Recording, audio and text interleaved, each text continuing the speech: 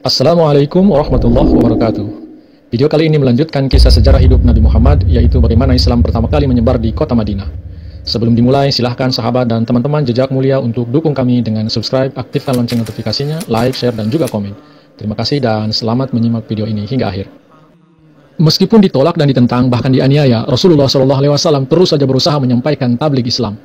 Saat orang-orang Mekah tidak mau lagi mendengarkan dakwah beliau pun pergi ke Taif. Sayangnya orang-orang Taif pun menolak beliau.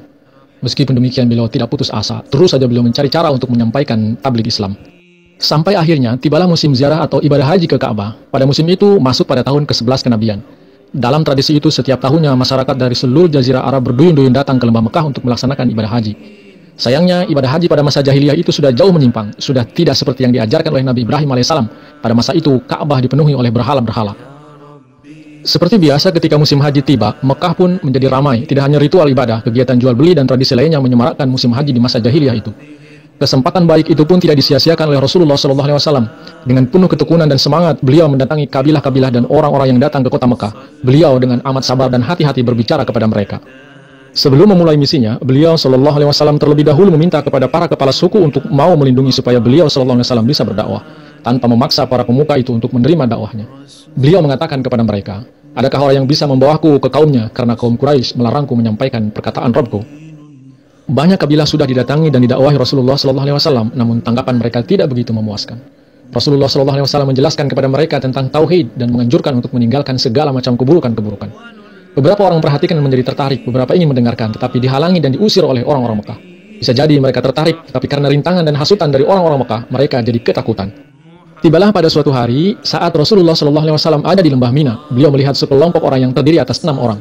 Beliau SAW mengetahui kemudian bahwa mereka ternyata dari suku Khazraj, dari kota Yasrib.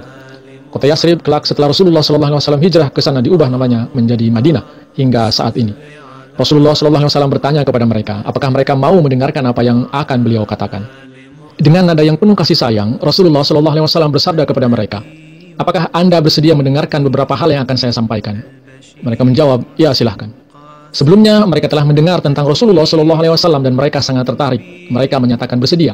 Rasulullah SAW tidak menyia-nyiakan kesempatan itu. Beliau menghabiskan beberapa waktu untuk berbicara kepada mereka. Beliau SAW duduk lalu mengajak mereka kepada Allah, menawarkan ajaran Islam kepada mereka dan memperdengarkan beberapa ayat Al-Quran. Rasulullah SAW menceritakan kepada mereka bahwa kerajaan ilahi akan segera datang, berhala-berhala akan lenyap, dan keesaan Tuhan akan menang, serta kesalehan dan kesucian sekali lagi akan berkuasa. Mereka saling melihat satu sama lain dan berkata, "Ini adalah kesempatan baik, jangan sampai Yahudi mendahului kita." Setelah mengatakan itu, mereka semuanya baiat masuk Islam. Pada masa-masa sulit dan berbahaya bagi Rasulullah SAW dan umat Islam, di mana dari penduduk Mekah sama sekali sudah tidak ada harapan. Dalam keadaan seperti itu, dari Yasrib atau Madinah, timbul secercah harapan. Pada masa itu, ada 2 suku Arab dan 3 suku Yahudi di Madinah. Suku-suku Arab itu suku Aus dan Khazraj, dan suku-suku Yahudi itu Banu Quraiza, Banu Nazir, dan Banu Qainuqa.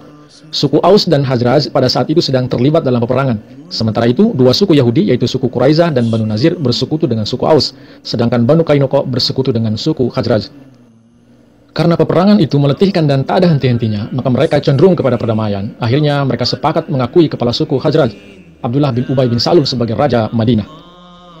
Dari orang-orang Yahudi, masyarakat Arab dari suku Aus dan Khazraj sering mereka mendengar kabar-kabar gaib dalam kitab suci agama Yahudi. Mereka mendengar dongeng-dongeng orang Yahudi tentang kebesaran Israel yang sudah hilang dan tentang kedatangan seorang nabi seperti Musa.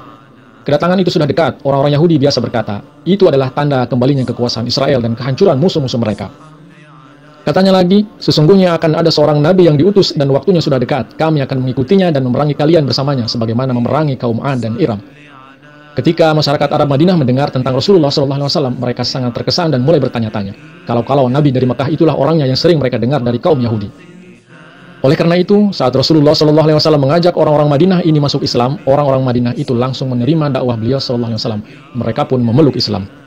Adapun ke-6 orang dari Madinah itu adalah Abu Umamah As-Sa'ad bin Zarrarah, Auf bin Harith bin Rifa bin Afra, Rafi bin Malik bin Ajlan, Qutbah bin Amir bin Hadidah, Uqbah bin Amir bin Nabi bin Zaid, dan Jabir bin Abdullah bin Ri'ab. Setelah momen bersejarah dan penting itu, mereka pamit kepada Rasulullah SAW untuk kembali ke Madinah, dan mereka berjanji akan menyampaikan pertemuan mereka dengan Rasulullah SAW kepada kaumnya di Madinah.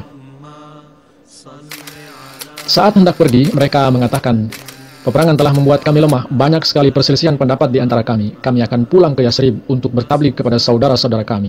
Betapa baiknya jika dengan perantaraan Anda, Allah Ta'ala dapat mempersatukan kami lagi. Kami akan selalu siap untuk membantu Anda. Mereka juga berjanji akan kembali menjumpai Rasulullah SAW pada musim haji tahun berikutnya.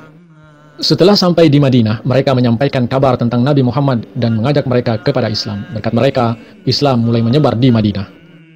Terdapat harapan besar atas orang-orang dari Yasrib itu. Rasulullah SAW sering memikirkannya. Beliau berkata, "Mari kita lihat apa yang tengah terjadi dengan mereka, yaitu 6 orang Yasrib yang baru bayat ini. Bagaimana akhir kehidupan mereka? Apakah ada harapan untuk mendapatkan keberhasilan dari Yasrib atau tidak?" Bagi umat muslim pun keadaan saat itu dari segi lahiriah merupakan masa-masa yang mencekam. Kadang-kadang secercah harapan dan terkadang juga diliputi rasa putus asa. Simak kelanjutan kisahnya di video-video berikutnya. Terima kasih. Assalamualaikum warahmatullahi wabarakatuh.